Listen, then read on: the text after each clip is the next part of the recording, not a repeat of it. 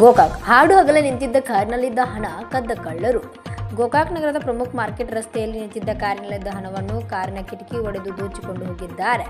ವೈಯಕ್ತಿಕ ಕೆಲಸಕ್ಕೆ ಮಾರ್ಕೆಟ್ಗೆ ಹೋಗಿದ್ದ ಬಾಲಚಂದ್ರ ಬನವಿಯವರ ಕಾರು ನಿಲ್ಲಿಸಿ ಬರೋದ್ರಲ್ಲಿ ಕಾರಿನಲ್ಲಿದ್ದ 50,000 ರೂಪಾಯಿ ಹಣವನ್ನು ಕಿಟಕಿ ಒಡೆದು ಹಣ ದೋಚಿಕೊಂಡು ಪರಾರಿಯಾಗಿದ್ದಾರೆ.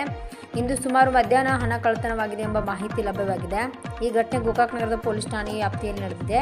ವರದಿಗಾರ Vittal Bhajantri, UK first news, Belagavi.